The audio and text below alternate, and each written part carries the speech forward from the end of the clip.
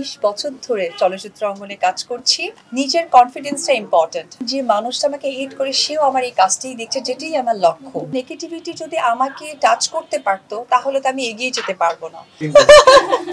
Prince Mamun এবং মাসুদ খান, তারা দুজন এটার মালিকানা ছিলেন। কারণ নেগেটিভিটিটা তারাই করেন যারা আমার কাজকে ছুঁতে পারেন না। একটা মানুষ ভালো কাজ করলেই শত্রুতা বাড়ে। গসিপ তো তাকে নিয়েই করবেন যে ভালো কিছু করে, যেমনটা আমাকে নিয়ে হয়। সর্বপ্রথম আমি অনেক বছর ধরে সিনেমা অঙ্গনে কাজ করছি। আমাদের বাংলাদেশের মানুষ আমাকে যেভাবে ভালোবাসেন, তো ওই ভালোবাসা থেকেই আসলে একটা পথ প্রদর্শক বলতে পারেন। তো আমার কিছু অনুসারী আছে, ভালোবাসার মানুষ আছে, ফ্যান ফলোয়ার্স আছে। কেউ যখন নতুন ব্যবসা প্রতিষ্ঠান আসলে করতে চায়, তখন চাই যে আমার যেন এইটা একটা মার্কেটিং হয়। আমি যেন অনেকের কাছে আমার এই বিজনেস, আমার এই যে সুন্দর উপস্থাপনাটা যেন পৌঁছে দিতে পারি। সেই পৌঁছানোর সাথেই কিন্তু আমাদের কি হয় যে একজন যে মানুষকে সকলেই পছন্দ করে, বা যে মানুষের কাজ দেখতে সেই অনেক আগে থেকেই দেখে আসছে, তখন কিন্তু সেই মানুষকেই চায়। যার কারণে অনেক সময় আমাকে অনেকেই হয়তো বা হেট করে হোক বা ভালো লাগা থেকে হোক বলে যে অপু বিশ্বাস পার্লার ওপেনিং বা নারীদের সাথে সবসময় থাকে। এতে করে আমি একদমই কষ্ট পাই না, আমি খুশি হই এই কারণে। কারণ যে মানুষটা আমাকে হেট করে সেও আমার এই কাজটাই দেখছে, যেটাই আমার লক্ষ্য, যে আমার কাজটা মানুষের কাছে পৌঁছে দেওয়া। আসলে এইখানে আমার উত্তর দেওয়ার কিছু নেই, এটা সত্যিই ভালোবাসা। এটাই আমার চাওয়া পাওয়া। আমার কাজের তো এটাই অ্যাওয়ার্ড। আমি স্টেজে উঠে একটা অ্যাওয়ার্ড থেকে ইম্পর্টেন্ট হচ্ছে যে ম্যান টু ম্যান যখন আমাকে নিয়ে ভালো মন্তব্য করবে, ওটাই আমার কাছে অ্যাচিভমেন্ট, যেটা আমার সারা জীবন থেকে যাবে।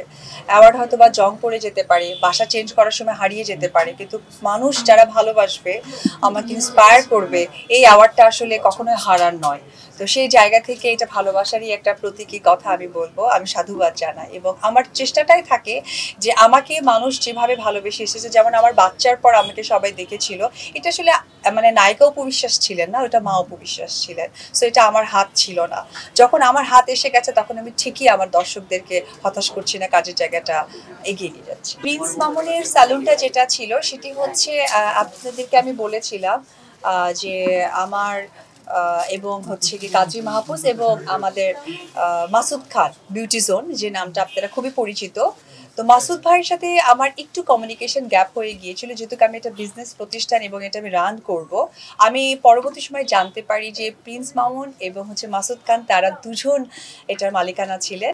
এবং লাস্ট কিছুদিন আগে আমার একটা মিটিংও হয়েছে প্রিন্স মামুনের সাথে, যেটা এখন প্রিন্স মামুন নেই। প্রিন্স মামুনের যে অংশটুকু আছে, সেটা আসলে আমি এবং কাজী মাহফুজ মিলে রান করব। আর আমাদের যে মাসুদ খান ভাইয়া আছেন, উনি তো আছেনই। সো প্রিন্স মামুনের অংশটুকু এই মুহূর্তে এখন আমি বা কাজী মাহফুজ পরিচালনা করব। আসলে দেখেন, আমার পরিচয় তো চলচ্চিত্রের নায়িকা। এটা হচ্ছে কি আমার সব থেকে বড় পরিচয়। আমাকে যে দর্শকরা চেনেন, তারা আমার পরিচয়টাই জানেন নায়িকা থেকে।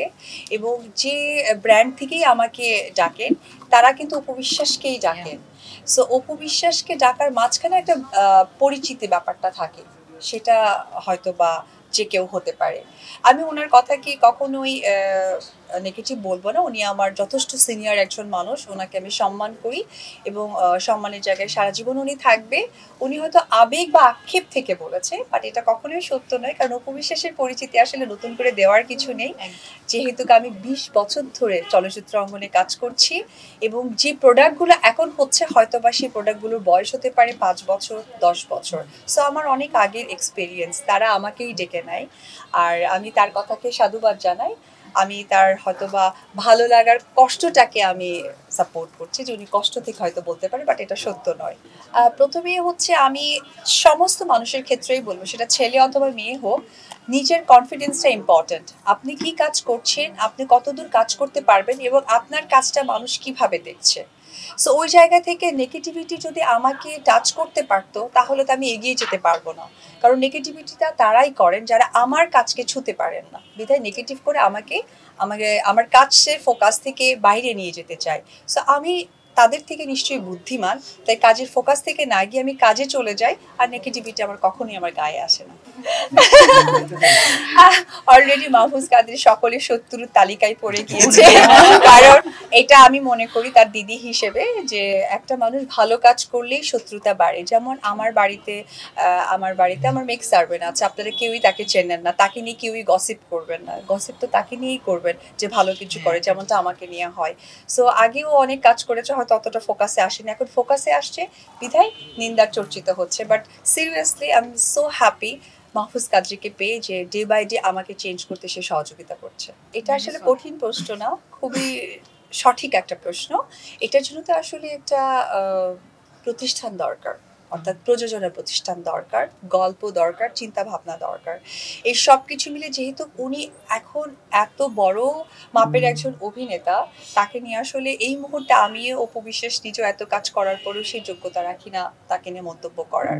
সো এটা আসলে প্রতিষ্ঠান ছাড়া কোনোভাবেই সম্ভব না ব্যক্তি জায়গা থেকে।